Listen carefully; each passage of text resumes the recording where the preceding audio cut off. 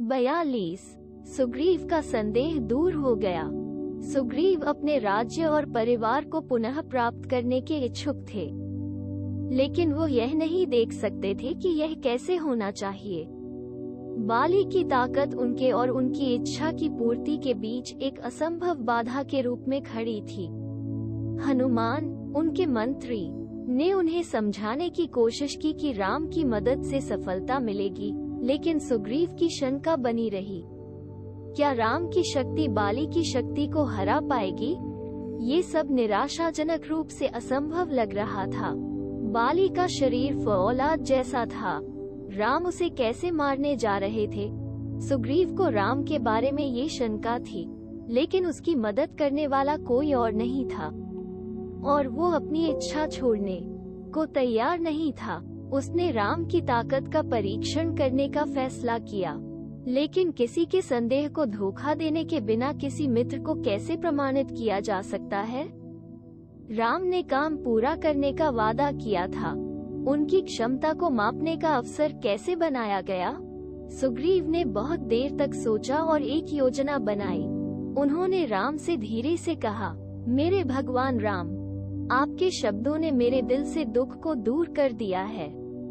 मैं आपकी वीरता को जानता हूँ। आपके धनुष से निकला एक तीर तीनों लोकों को नष्ट कर सकता है। बाली का फ्रेम इसके खिलाफ कैसे खड़ा हो सकता है? फिर भी यह मेरा है। आपको बाली की ताकत के बारे में सब कुछ बताना कर्तव्य है।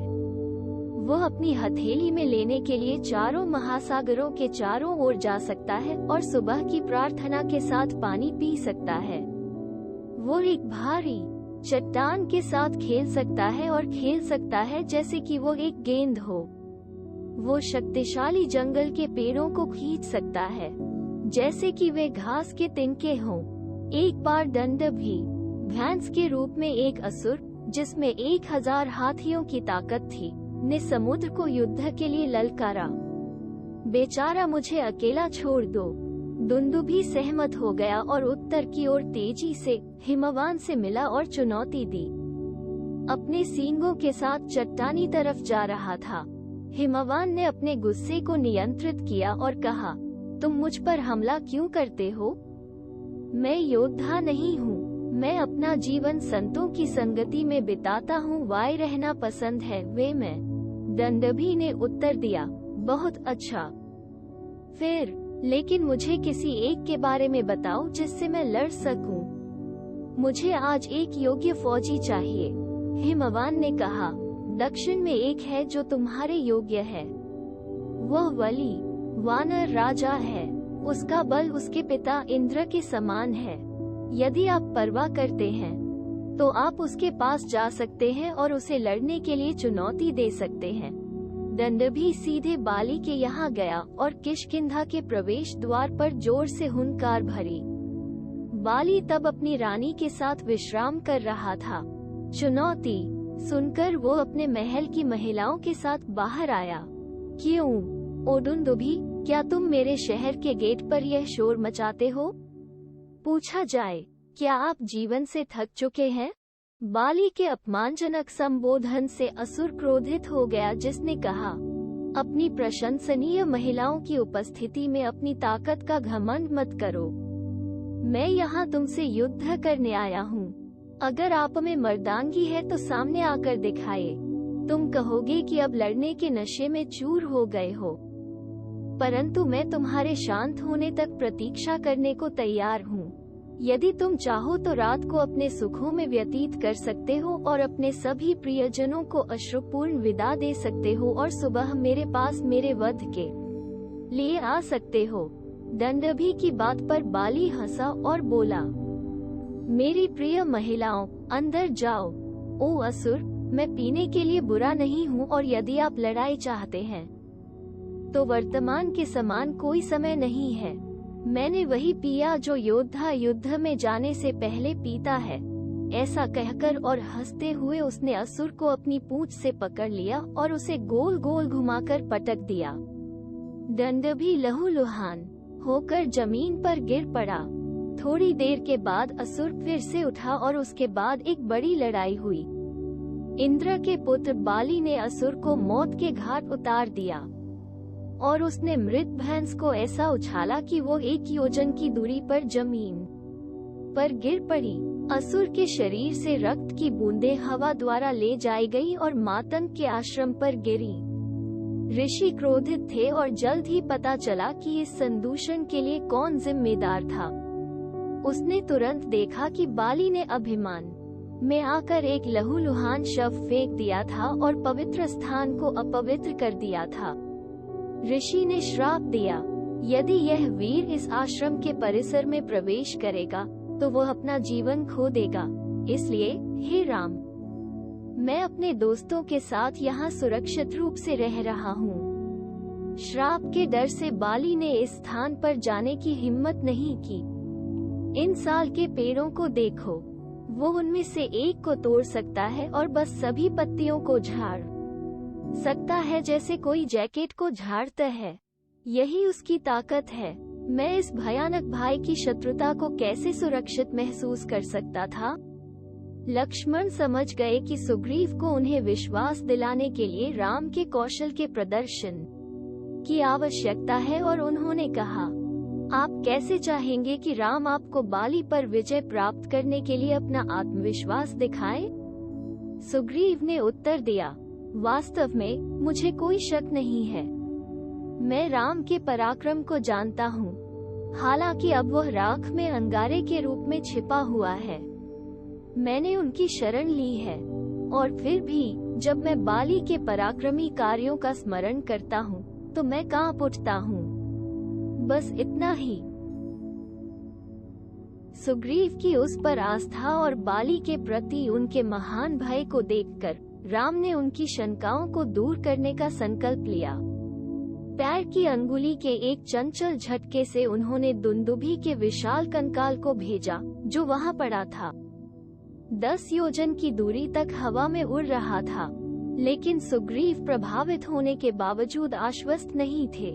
जब मेरे भाई ने आकाश में फेंकते हुए दुंदुभी के शव को भेजा तो यह मांस और रक्त से भरा हुआ था और इस मौसम से पीड़ित कंकाल की तुलना में कहीं अधिक भारी था। उन्होंने कहा। तब राम ने अपना धनुष झुकाया और डोरी को कान तक खींचकर एक तीर छोड़ा। इसने सुग्रीव और उसके पीछे खड़े 6 अन्य पेड़ों द्वारा बताए गए साल के पेड़ को छेद दिया। 7 पेड़ों को छेदते हुए सुंदर तीर पृथ्वी को छू गया और राम के तरकश में लौट आया। सुग्रीव ये देखकर खुशी से खुद के पास था। उसे अब निश्चय हो गया था कि राम का बाण बाली के कठोर शरीर को भेद सकता है। वो राम के आगे झुक गया और कहा, मैंने अपनी आंखों से अब तुम्हारा पराक्रम देखा है। भले ही इंद्र के सिर पर सभी देवता आकर तुम्हारा विरोध करें, तुम्हारी जीत निश्चित है। फिर बाली की बात क्यों करते हो? मैंने तुम्हारी मित्रता प्राप्त कर ली है और मैंने भय या शोक के लिए और कोई उपयोग नहीं है। बाली को मार डालो और मुझे बचाओ। चलो आज हम किष्किंधा जाते हैं। राम और लक्ष्मण दोनों सहमत हुए। बाली का बाहर आना निश्चित था और जैसे ही भाई लड़ रहे थे, राम बाली को एक बाण से मार डालेंगे। वे किष्किंधा के लिए रवाना हुए। सुग्रीव आगे बढ़े। राम उसके पीछे पीछे घने जंगल में एक पेड़ के पीछे खड़े हो गए। सुग्रीव चिल्लाया। बाली ने चीख सुनी और बड़े क्रोध में किले से निकला, सुबह के सूरज की तरह तेज। दोनों भाई आपस में जमकर लड़े, लेकिन राम, जो एक पेड़ के पीछे हाथ में धनुष लिए खड़े थे, हतप्रभ थे।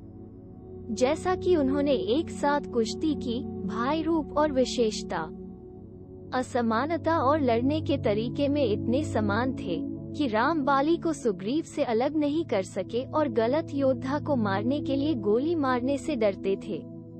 हताश, प्रयास और घायल और थके हुए, निराश और निराश जीवन के लिए भाग गए और ऋषमुख वन पहुँचे। यहाँ तक वो ऐसा करने में सक्षम था क्योंकि बलि उसे मारना नहीं चाहता था और अपने भाई को जीवन का एक और पट्टा देने को तैयार नहीं था। राम और लक्ष्मण ने सुग्रीव को फिर से जीवित कर दिया। उसने बिना आंखें उठाए नीचे जमीन की ओर देखा। वो इस बात से क्रोधित था कि राम ने उसकी बात तोड़ी और उसकी मदद करने में असफल रहा। सुग्रीव ने कहा, यदि आप बाली को मारना पसंद नहीं करते तो आप मुझे पहले ही बता सकते थे। उस स्थिति में मैं, जो बाली की शक्ति को जानता हूँ, कभी भी चुनौती नहीं देता उसे लड़ने के लिए। इसके विपरीत तुमने मुझे विश्वास दिलाया और मुझे ऐसा घिसना पड़ा है कि यह आश्चर्य की बात है कि मैं जीवित हूँ। क्रोध मत करो सुग्रीव, लेकिन सुनो। राम ने कहा, एक अच्छा कारण था कि मैं अपने घातक तीर को क्यों नहीं भेज सका। आप और बाली कद और कद में एक जैसे थे, चाल और चिल्लाहट में, पोशाक और आभूषणों में। एक बार जब लड़ाई शुरू हुई तो मैं आपको बाली से नहीं बता सका और मैं चकित और असहाय खड़ा था। यदि मैं आपको बाली के बजाय मार देता तो ये भयानक होता। क्रोधित न हो, फिर से वीरता को चुनौती दे। इस बार मैं निश्चित रूप से उसे मार डालूंगा। यहाँ लक्ष्मण, उस लता को ले आओ, इसे सुग्रीव के गले में एक माला के रूप में बांधो। मुझे तब पता चल जाएगा कौन हमारा मित्र है और कौन बाली है जब वे लड़ते हैं। अब सुग्रीव, तुम बाली को जमीन पर लौटते हुए देखोगे। सुग्रीव संतुष्ट था, उसके हौसले पस्त हो गए। लक्ष्मण ने उसके गले में लता बांध दी। एक बार फिर, और पहले से कहीं ज्यादा सुंदर, सुग्रीव किष्किंधा के लिए रवाना हुए और राम और लक्ष्मण ने पहले की तरह उसका पीछा किया।